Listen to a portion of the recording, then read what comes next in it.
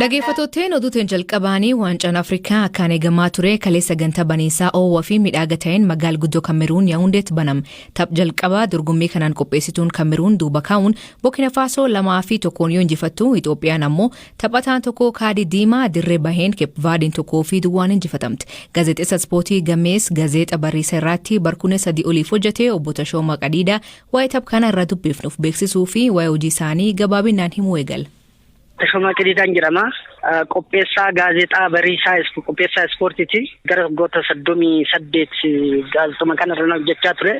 Ammas pireesii Itoophiyaa keessa gaazexaa Bariisaa irra hojjechaa jira. Waggoota kana hunda ispoortii irratti hojjettu moo dhimmoota kaan irratti? Waggoota kana hunda ispoortuma gubbaan hojjechaa ture. Ibrahim Hajiitti kan siin nagayaan akka abbaa kiyyaatitti kan isa lamu. Gaazexaa Bariisaa duraan hoggaanaan isaanitti makamu taanaa qopheessaa gaazexaa Bariisaa ture. Isatu harka kiyya naqabee akkanaan gaazexaa kanarratti hojii ispoortii kana hojjedhu kan godhe Ibrahim Hajiitti.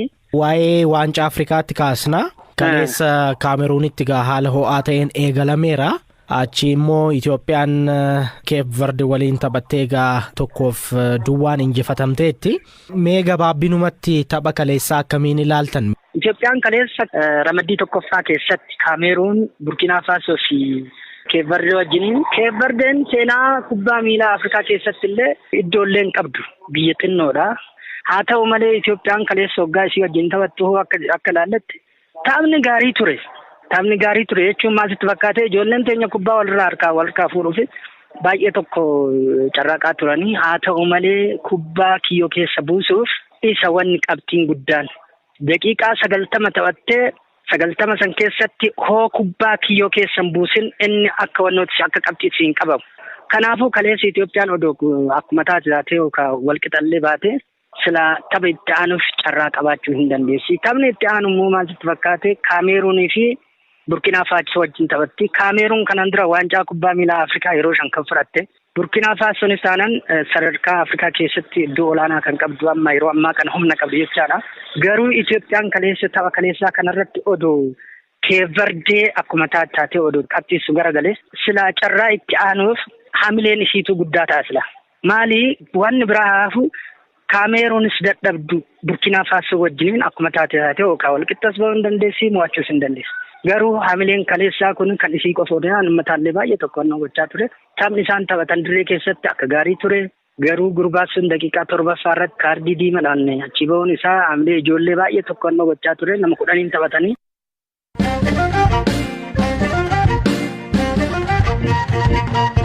Dhaggeeffattootni taphaan xumurameen Giniif Malaawiin 1-2 injifatte akkasumas Morokoof Gaanaan 1-2 injifatte. Oduu biraatiin poolisiin Keeniyaa lammiilee Itoophiyaa 91 seeraan biyyattii keessa socho'aa turan mana keessatti arguun to'achuu ibsiti. Baqattoonni kunneen dhiirota umriin isaanii waggaa 25 gadi yoo ta'u dameen qorannoo yakka poolisii biyyattii hima. Ammaan duraallee godaantonni hedduun magaalaa Naayiroobii fi dhiyeennatti irra deebiin kan qabaman yoo ta'u guyyootaan dura dargaggoonni 44 ta'an magaalaa guddittii keessatti qabaman. Godaantota to'annoo jala oolan afaan hiikuun kan gargaaru Jabbiir Shee Ismaa'il waa'ee dargaggoota qabamanii kana Elias Mulugeettatti. Warri kun kasaraanitti qabamaniira. Warri kasaraanii qabame kun haga dhufee jedhee baatii 4 jiran Naayiroobii keessa. Namatu mana kireessee fi mana keessa kaa'aa ture. Namni 44 kana mana kifilii 3 keessa kaa'anii achi keessatti jiraataa turani. Sa'a 24 keessatti nyaata yeroo tokko nuu kennanii hojiif nu fidanii jetti. Wanni isaan beekan tokko jiru. Cufanii mana duubatti cufanii akkasitti taa'u malee. Odeeffannoo hawaasni kenneen poolisiin to'ate gara poolis isteeshinaafiti. Umriin isaanii baay'een isaanii meeqa ta'u? Baay'een isaanii I think ganna 28 gadi. Warra madiyoo qabame kun illee warruma gara South Africaati. Dhiyeenya kanatti irra deddeebiin Itoophiyaa irraas ijoolleen baay'ee qabamaa akka jiran dhaga'aa jirra. Maalidha sababni kanaa? Sababni kanaa I think deddeebisaan nama Itoophiyaa irraa gara South Africa deemu kun baay'inaan waan karaa kanarra taruuf mootummaan Keeniyaa waan kana irratti hojjetaa waan jiruuf baay'inaan bakka kaa'amanii karaa irratti illee odeeffannoo garaagaraatiin qabamaa kan jiranidha. Dargaggoonni kunniin namoota isaan deddeebisaniif yookaan ammoo dallaalotaaf meeqa faa kaffalu maallaqa? birri 300 Itoophiyaa warri kafalee jira, 50 malee warri kafalee jira, warri ganaa achi gahee akkaawuntiin kafaluu barbaadu illee jira. Godaantota kanneen deddeebisuun kanneen shakkamanii fi to'annoo jala kan oolan jiru waa'ee isaanii wanti beeknu maaltu jirame? Warra 44 ammaa kana namni qabamee jiru, namni shakkamee jira, isaan mootummaan hordofii godhu jiru. Dargaggoonni amma qabamanii jiran kunniin egereen isaanii maalime? Gara biyyaatti deebifamu moo maal ta'ame? Egereen namoota qabamanii haala lama irratti murtaa'aa. Tokko warri qabame kun deddeebisa namoota keessatti miidhamtoota ka jedhamutu ilaalama, victim if they are victim ka jedhu. Yoo miidhamtoota deddeebisa namaa keessatti ta'anii ragaa bayanii akka nama ragaa bayee sanitti gara biyyaa deeffamu.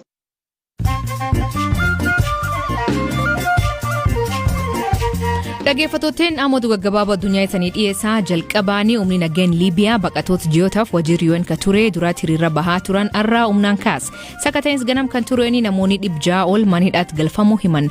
Namooti hidhaman kan keessaa daa'immanii fi dubartoonni ji'a 4f gargaarsa gaafachaa turan kee jiraachuu himan. Finciltoonni naannoo kaab Itoophiyaa TPLF Eertiraan akka haaratti Tigraay irratti lol banuu him. Dubbi himaan TPLF obbo Getaachoo Radaan fuul Tiwiitarii isaanii irratti Eertiraan gam kaabliit naannichaatti haleellaa haaraa eegaluu ibsa. Sababa haleellaa qilleensa kanaan wal qabatee dhaabbileen gargaarsa namoomaa kaabliit godinicha keessatti sochii addaan kutuu isaanii UN beeksise. Waggaa lamaa eegii sababa koroonaaf cufame manneen barnoota Uganda arbanam. Cufiinsi kun waan turee fi barattoonni harka 30 manneen barnootatti deebi'uu dhabuu aangaa'onni akeekachiisanii turan. Hedduun isaanii hojii jalqabanii kaan ammoo diqqeenan heerumuu himan. Manni murtii Myanmar hoogantuu biyyattii aangoorraa kaafamte Aung San Suu Kyi hidha dabalataa waggaa 4 itti mur meeshaalee kominikeeshinii walkie-talkies jedhaman ala galfachuu fi seera laan qabaachuun akkasumas qajeelfama COVID-19 cabsuun himatamte.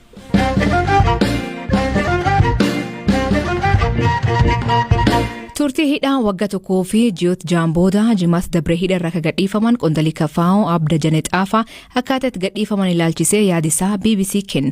Qaamni nama reesiis hin jiru ka jedhu abda dajaneen waa'ee gadhiifamuu isaanii qaamni mootummaa dursee itti himee akka hin jirre dubbata. Waa'ee likeen Habtaamuu Xibaabuu gadhiifamuu isa dabalatee dhimbira irratti dubbisa. Akka muuxannoo mana kanaatti sa'aatii 11 walakkaatti manatti ol gallaa gara galgalaa jechuudha. Sabooda mana sitti cufu ganama sa'aatii 12 taa'u nuuni sa'aatii 11 walakkaan mana gallee halkan sa'aatii 1 walakkaatti mana bananii oodili wanta kana dura hin beekamne jechuudha. Sabooda anaa fi Sibaat Naggaa mana tokko jirra ture. Dajanee Xaafaa fi Sibaat Naggaa bahaa qodaa keessan fudhaa jedhanii naan waaman. Ani yeroo saratti maaliif akka waamame hin beeku.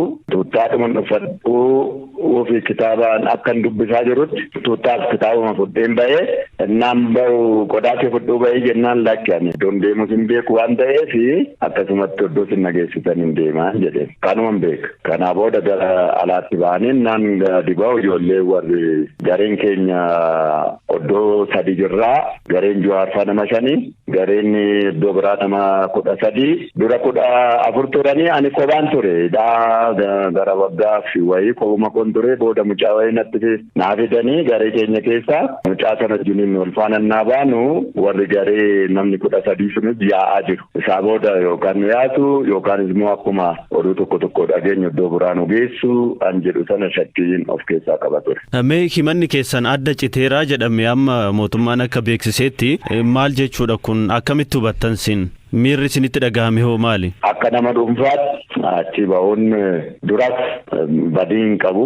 Ani biyya kana keessatti umurii koo guutuu waggaa 27 yeroo 14ffaadha manedhaan ani biyya kana seene. Yeroo 14 bar tokko adabamiin beeku, naamusaan adabamiin beeku. Garuu jireenyuma keessatti siyaasni biyya kanaa gar tokko garan taanitti deemu anuma fiiganii qabuudha han barame. Duras rakkoo hin qabu.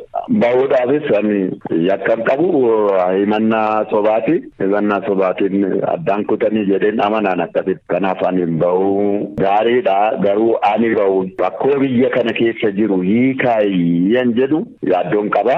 Yoo kun calqaba ta'e baay'ee natti tolaan ilaalla waliin. Garuu hiikamni koo qofti rakkoo biyya kanaa Oromoo sana Itoophiyaas rakkoon biyya kanaa eessa ga'e jedhu iddoo rakkoon biyya kanaa ga'e sana hiikaayyaan jedhu hunda keenyaaf gaariidha.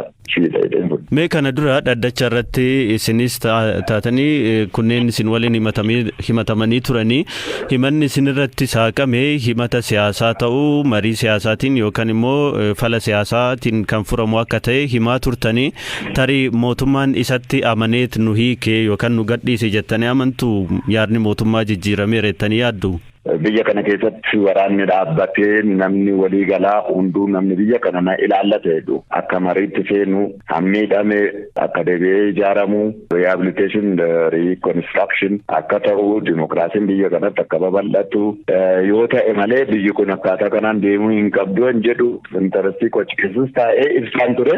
Ammas kanumaan qabsoon karaa nagaa wayyaa namni yoo nagaa uume wayyaa biyyoo nagaa uume wayyaa addunyaa keessatti warruma nagaa uumanitu karaa dheeraa deemanii isa kana fedhii qofatu hin ta'in saayinsiin addunyaan itti jiraatu waan ta'eef saayinsii kana maqsuu hin dandeenye. Egaa fedhiin immoo achiin jiru maal akka fakkaatu walumaan ilaalla. Jimaat Dabree Jawaar Mohaammed dabalatee hooganoonni paartii KFO fi namoonni isaan waliin himataman hidhaa qaaliitti irra gadhiifaman. Himannaan isaanii addaan cituun maan jechuu Firaa'ol Balaaya bukatoo isaanii keessaa tokko ture Abkaadir Bulloo dubbifte.